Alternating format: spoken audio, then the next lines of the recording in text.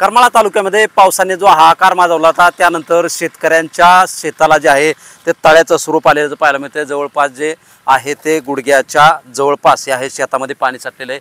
या ठिकाणी आपण पाहू शकतो की या शेतकऱ्याचं उडीद पिकाचं मोठ्या प्रमाणात नुकसान झालं। आपण पाहू शकतो की हा उडीद भिजल्यामुळे जो आहे तो पूर्णपणे वाया गेल्याचं चित्र जे आहे या ठिकाणी पाहायला मिळतंय। या उडीदाला देखील पाण्यात भिजल्यामुळे कोंबारे फुटल्यामुळे हा उडीद जो आहे तो सध्या खराब झाल्याचं चित्र देखील या ठिकाणी आपल्याला पाहायला मिळतंय। ते शेतकरी आपल्याबरोबर आहेत, त्यांच्याकडून नेमकं जाणून घेऊया। काय सांगाल, नाव काय आणि किती नुकसान झालं? हनुमंत दशरथ वाडेकर, माझं जवळपास 2-2.5 लाखाचं नुकसान झालेलं आहे। तर सरकारने आम्हाला थोडी मदतीची हाक द्यावं, आमचं एवढं मागणं आहे। नक्की काय काय पिकं होती, किती एकर मका आहे, 8 एकर क्षेत्र आहे। 8 पिशव्या मका उडीद होता, उडीद तर गेला। परत मका आहे 2 पिशव्या, ऊस आहे, ऊसाचं पण नुकसान झालेलं आहे। तर आमची मागणी आहे की सरकारने, मायबाप सरकारने काहीतरी आम्हाला मदतीची हाक द्यावं, आमची एवढी अपेक्षा आहे। याबरोबर शेतकऱ्याबरोबर काही स्थानिक नागरिक देखील या ठिकाणी आहेत, त्यांच्याकडून ते नेमकं जाणून घेऊया। काय सांगाल, नेमकं सरकारनं कडे काय मागणं असणार आहे? आता या ठिकाणी ढगफुटी दृश्य परिस्थिती या तालुक्यामध्ये झालेली आहे। तर अजितदादांकडे आम्ही मागणी केलेली आहे की करमाळा तालुका हा ओला दुष्काळ जाहीर करावा आणि शेतकऱ्यांची सरसकट कर्जमाफी करावी आणि प्रत्येक शेतकऱ्याला एकरी 50,000 रुपये नुकसान भरपाई देण्यात यावं, ही अशी आमची मागणी आहे आणि अजितदादांकडे आम्ही ती मागणीसुद्धा केलेली आहे। नक्कीच आपण पाहतोय की या ठिकाणी अजून देखील नागरिक आहेत। काय सांगाल दादांचा, सकाळी 7 वाजल्यापासून करमाळा तालुक्यातील दुष्काळी पाहणी जो आहे तो पावसाने जो नुकसान झालंय ते सध्या पाहणी दौरा सुरू आहे। शेतकऱ्याच्या बांधावर दादा पोहोचले होते, त्यांनीच प्रत्यक्ष दर्शनी सगळी माहिती घेतलेली आहे आणि शेतकऱ्यांकडून ओला दुष्काळ जाहीर करावा अशी मागणी होती। खरी परिस्थिती आहे का संपूर्ण महाराष्ट्रामध्ये पर्जन्यमान जास्त झालंय आणि हा जो परतीचा पाऊस म्हणता येईल आपल्याला, तर त्यामुळं जवळजवळ महाराष्ट्रातल्या 5 जिल्ह्यामध्ये अशा प्रकारची पूरसदृश्य परिस्थिती आली आणि नदीकाठची जी गावं आहेत ते नदीकाठच्या गावांना सतर्कतेचा इशारा देण्यात आला होता प्रशासनाकडून।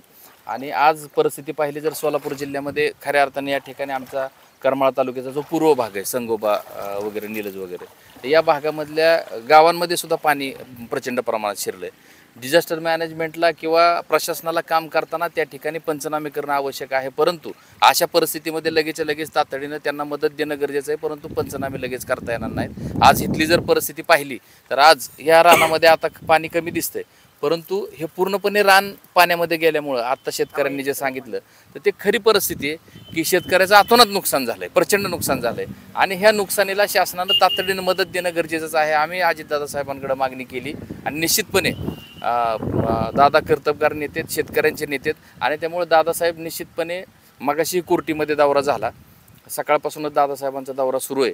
माझे आमदार संजय मामा शिंदे साहेब, आम्ही सुद्धा मागणी केली आहे दादांकडे की दादा या भागामध्ये परिसरामध्ये शेतकऱ्यांची पिकं अतोनात प्रमाणात पाण्यामध्ये गेलेलीत, गावांमध्ये काही प्रमाणात मोठं नुकसान झालं आहे, त्या लोकांना तातडीनं मदत देणं गरजेचं आहे। आणि निश्चितपणे या राज्यामध्ये काम करत असताना 100% अजितदादांनी आता पाहणी केलं संगोबाच्या ब्रिजची, त्या ठिकाणी लगेच त्या अधिकाऱ्यांना बोलवून त्या ठिकाणी निलजगड सुद्धा कसा ब्रिज टाकता येईल किंवा संगोबाचा ब्रिज कसा हाईट वाढवता येईल ह्या संदर्भातले सूचना अधिकाऱ्यांना दिलेल्या आहेत।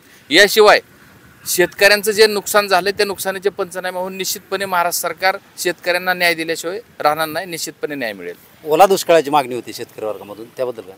बरोबर आहे, मंडलनिहाय पर्जन्यमान किती झालंय आणि तसं शेतकऱ्यांची सर्व मागणी स्तुत्यच आहे, त्याला काही विषय नाही, परंतु त्याच्या संदर्भातले पंचनामे आवश्यक असतात। महाराष्ट्र सरकार याबाबत निर्णय निश्चितपणे घेणार आहे आणि संपूर्ण कर्जमाफीचा विषय सुद्धा शेतकऱ्यांच्या संदर्भात चालू आहे असं दादांनी आता सांगितलं। तर ती सरसकट देता येईल का किंवा कशी देता येईल ह्याच्या संदर्भात सुद्धा सरकार पाहणी करणार आहे।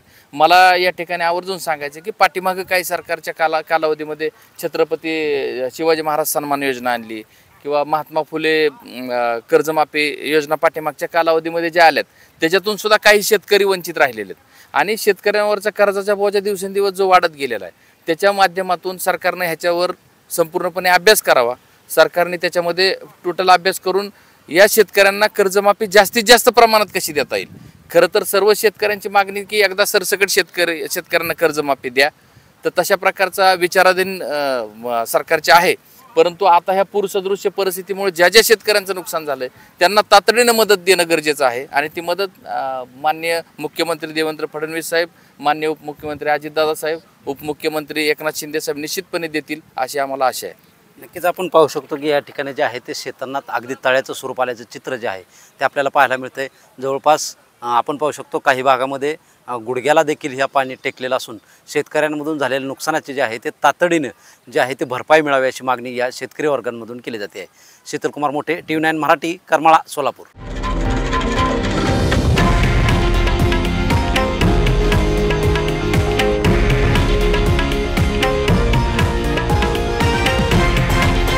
हे आहे देशातील नंबर 1 न्यूज नेटवर्क आणि आपण पाहत आहात TV9 मराठी, एकमेव.